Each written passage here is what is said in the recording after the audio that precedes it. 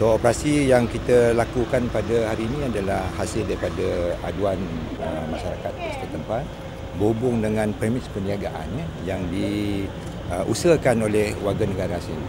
Jadi dalam operasi ini kita melibatkan seramai 90 anggota kita.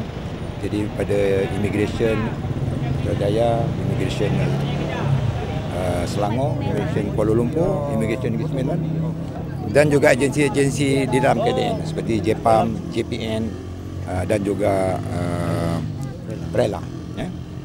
Jadi di dalam operasi ini kita telah berjaya membuat pemeriksaan seramai 90 orang pelbagai warga negara dan 45 orang kita bebaskan kerana memiliki pas-pas kerja yang sah lah. Dan 45 lagi kita tangkap kerana melakukan pelbagai kesalahan immigration. Jadi fokus kita pada hari ini sebagaimana yang saya maklumkan tadi, kita tumpukan kepada premis-premis perniagaan yang diusahakan oleh warga negara asing.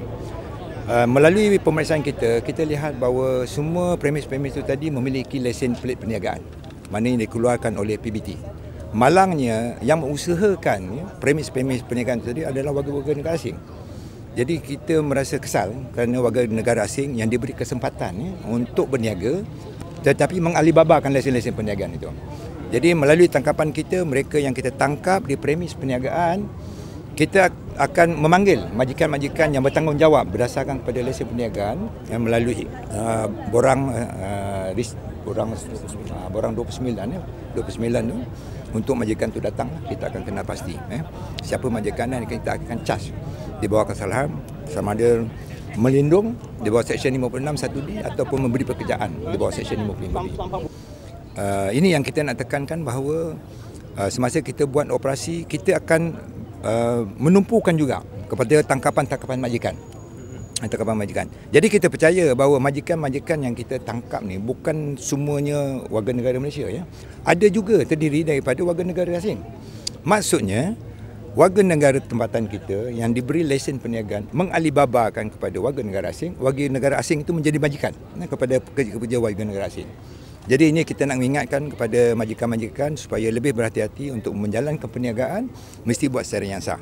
Dalam masa yang sama juga kita mohon bantuan dan kerjasama lah pihak berkuasa tempatan yang telah mengeluarkan lesen juga membuat pemantauan di mana-mana lesen yang diusahakan oleh warga negara asing boleh mohon Jabatan Immigration kita untuk sama-sama menjalankan operasi secara bersatu untuk menangani isu-isu seperti inilah.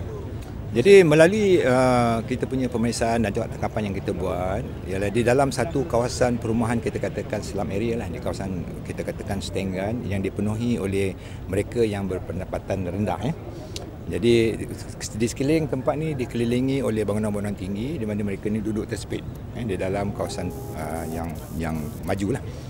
Jadi mereka ni pun juga nak survive nak menjalankan kehidupan mereka lah.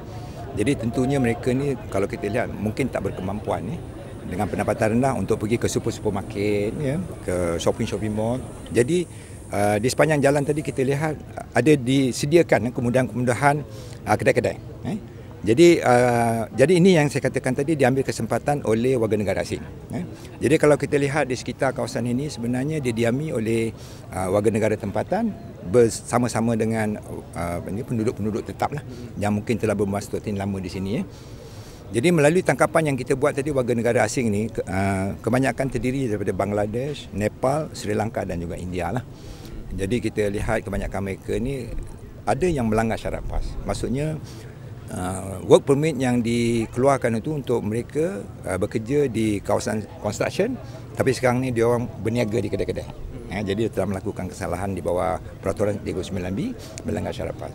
Ada juga kita dapati di kalangan mereka ni langsung tidak memiliki apa-apa dokumen lah.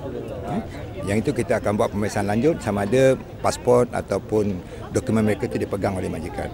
Jadi ini pun saya nak mengingatkan kepada majikan-majikan supaya jangan memegang pasport pekerja-pekerja mereka lah. Sebab apabila tangkapan dibuat, pekerja itu sendiri nak kena buktikan bahawa mereka ni tinggal di Malaysia dengan PAS yang sah. Jadi tanpa dokumen yang sah di mana pasport dipegang oleh majikan, ini akan menyukarkan bukan sahaja kepada immigration untuk buat siasatan lanjut, juga kepada pekerja mereka lah. Jadi kerajaan pun telah mengeluarkan kita katakan ICAT ni kepada pekerja-pekerja asing dan ICAT ni kita iktiraf Begitu juga pihak PDRM pun mengiktiraf iCard ni boleh dibawa menggantikan pasport itu.